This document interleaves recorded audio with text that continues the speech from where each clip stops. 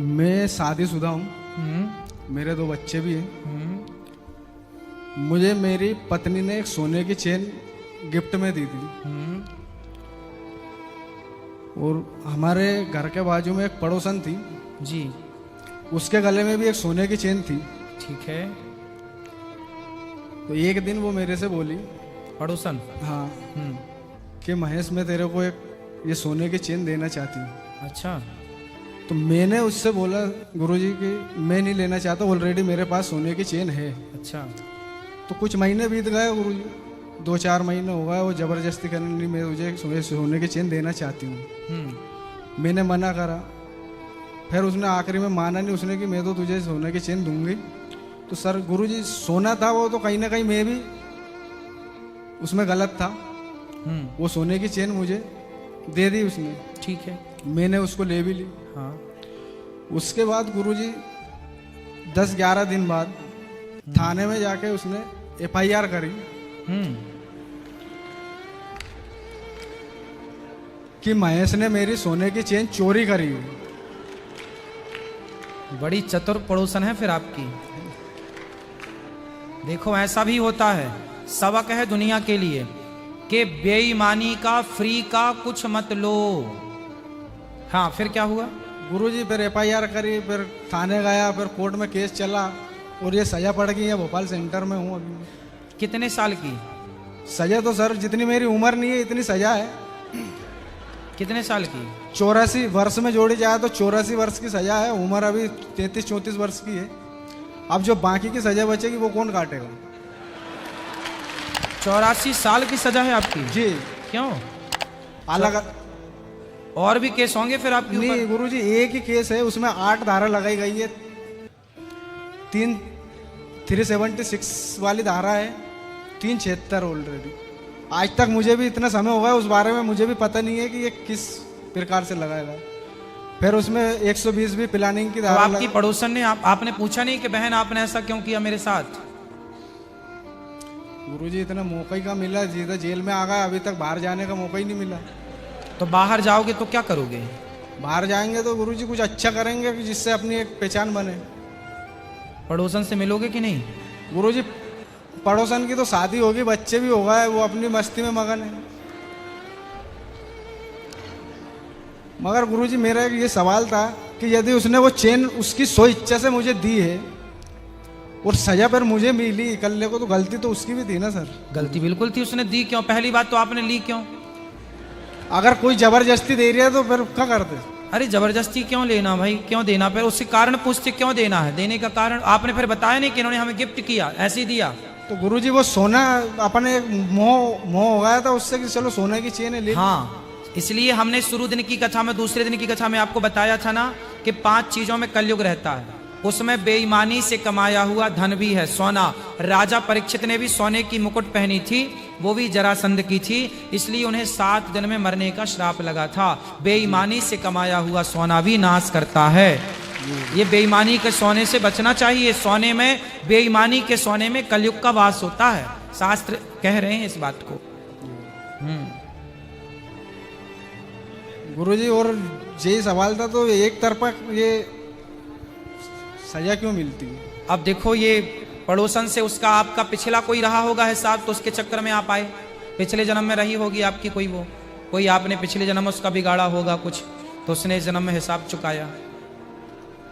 जन्म जन्म का संबंध है ना जीव मात्र से। और गुरुजी इसका ये जो इतनी सजा है, इसका जो अब पर ये 84 साल की सजा है आपको। हाँ, उसके आगे शेष प्राकृतिक जीवन काल भी लिखा है सर गुरुजी। 84 वर्ष के बाद में भी शेष प्राकृतिक जीवन काल की तक की सजा है। ये तो बहुत बड़ा है भाई, पहली बार मैंने सुना कितने साल की सजा। और वर्षों में जोड़ा जाए तो 84 वर्ष की सजा है। और उसके आगे लिखा है कि शेष प्राकृतिक जीवन काल तक की सजा है।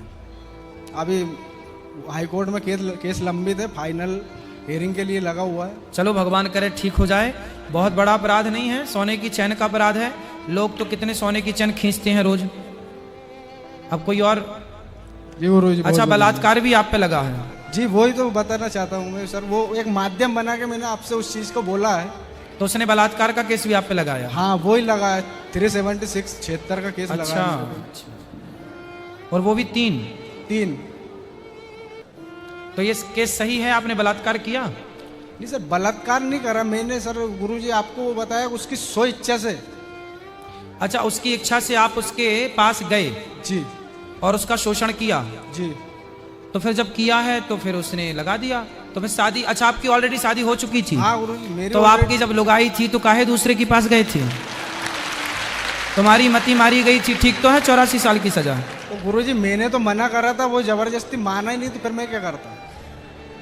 माना नहीं तो वो तुम्हारी ऊपर थोड़ी आ गई पास में कि तुम गए थे उसके पास कि वो आई थी तुम्हारे पास? दोनों एक दूसरे के पास थे गुरुजी। अरे भगवान, तब आपकी पत्नी के पास क्यों नहीं चले गए तुम? मैंने गुरुजी उनसे बोला था कि ऑलरेडी मेरे पत्नी है। उसके बोलना क्या था आपको? बोलना था मेरी पत्नी है, तो बोलना क्या था? है ही पत्नी। तो आप कोई आपको ऑफर दे, आप कोई और स्त्री कहे जी आजा मेरे पास, तो चले जाओगे? ऐसे तो बहुत बुलाने वाले हैं, सबके पास जाओ। फिर पत्नी इसलिए तो होती है कि 17 जगह मुंह ना मारो,